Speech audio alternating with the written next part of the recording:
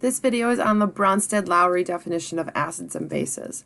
So this was developed by Johannes Bronsted and Thomas Lowry, and this definition encompasses more things, more substances. So according to this definition, an acid is anything that donates a proton, and a proton is a hydrogen ion. Because if you have hydrogen by itself, it has one proton and one electron. But if you turn this into a hydrogen ion, which would be a cation, that means you lost your electron, which would mean you only have one proton. So they are the same thing. So a base is a substance then that will accept the proton or the hydrogen ion. So it has nothing to do with having hydroxide or not.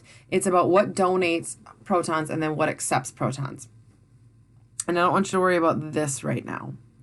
All right, so for example, what you could see with this is that if you had HCl, which would be your acid, I'm just going to label it an A, and you added it to, we know ammonia is a base. What would happen here is your acid would donate. So one of the H's, and you only have one in your acid in this case, is going to leave your acid and your base will accept it. So what this will turn into is you will get a Cl minus when the H leaves it, and you will get NH4 plus. And you can see it's still balanced in terms of atoms, and it's still balanced also in terms of charges. All right, so the way you write your hydrogen ion, this proton, it can be written as an H plus, we call that just our hydrogen ion, or we can have what's called the hydronium ion, and hydronium is H3O plus. When you add hydrogen to waters, because sometimes water is written in our reaction as like a reactant, and the hydrogen will join it and will make H3O plus, right? If you have H plus, and water, okay, you're going to get H3O plus. All right, so both of these can be used to represent a hydrogen ion. So if I say hydrogen and it ends up being an H3O plus, a hydronium, it is the same thing. So we need to talk about now what a conjugate acid and a conjugate base are, because when things lose hydrogen and gain hydrogen, they change from an acid to a base or a base to an acid. So a conjugate base is a substance that remains after a Bronsted-Lowry acid donates a hydrogen ion. So if I go back to this, for example, my HCl is an acid, but its conjugate base would be what it turns into, which would be the Cl minus. So then a conjugate acid would be the substance that remains when a Bronsted-Lowry base accepts a hydrogen ion. So if we had NH3 as a base and it turned into NH4 plus, that is the conjugate acid of that. So they always have a partner. So the acid right here has a partner of a conjugate base, and a base, this base, has a partner of a conjugate acid. So every acid-base reaction involves an acid, a base, a conjugate acid, and a conjugate base. Think of these, right, like kind of like, not necessarily double replacement, but like they're going to have two reactants and two products.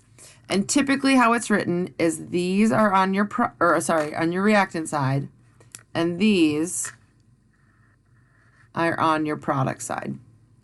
So in this example here, I just have X as any sort of anion, right? So HX is like, it could be HNO3, it could be HCl, it could be HBr, right? So the X is that any anion, it could be a polyatomic or just a single element, a single nonmetal.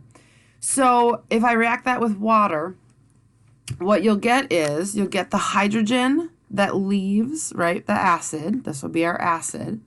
And the water would be acting like a base. And the hydrogen leaves the acid and goes to the base. And that's where you get your hydronium.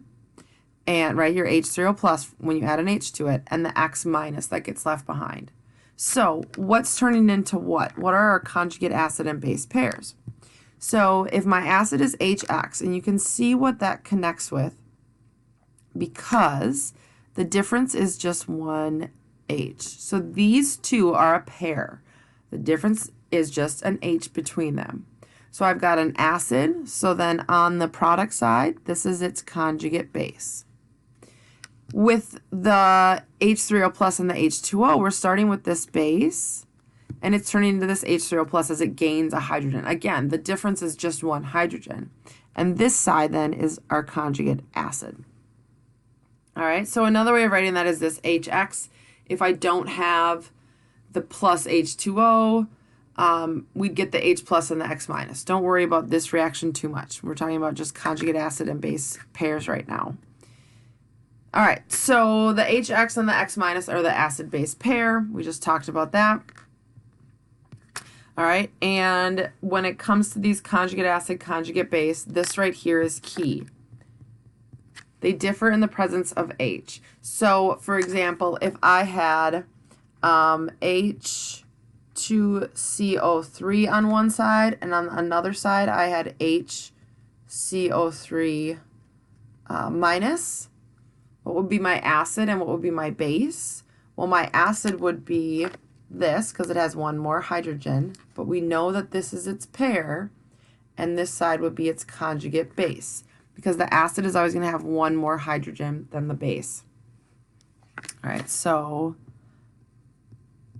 acid equals one more hydrogen. Okay.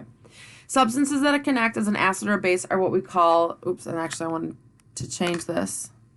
I want you to write in here amphiprotic.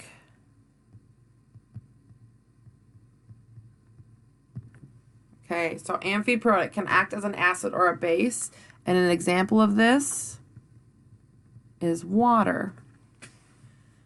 So I have two examples here. Water is an acid in one, is a base in another. It all depends on what it reacts with. So if I have in this first one, I have HCl. HCl is an acid, which means that when water is with it, water is going to act like its base. So who are the pairings here? So HCl and Cl minus are going to be a pairing because the difference is just one hydrogen. And then the H2O and the H3O plus are going to be the other pairing. So if HCl is my acid, Cl minus has to be its conjugate base. If H2O is a base, H3O plus has to be its conjugate acid. All right, so let's look at the next one. NH3, ammonia, we should know is a base. So that means water will act like an acid. So what are our pairings here? Well, NH3 will be with NH4 plus, right? The difference is an H. And H2O will be with OH minus. Okay, so NH3 with NH4 plus, that will make this its conjugate acid. Because we've got a base on one side, right? The partner has to be the other one. The OH minus, because water is an acid, has to be our conjugate base. All right, so these are all, if you've noticed, in equilibrium. So things to note is if HX is strong, and what I mean by that is a strong acid. So remember that list of strong acids. The reaction will proceed to the right. All right, it will go forward producing more products. If H3O plus is stronger, reaction proceeds to the left. It's going to go the other way.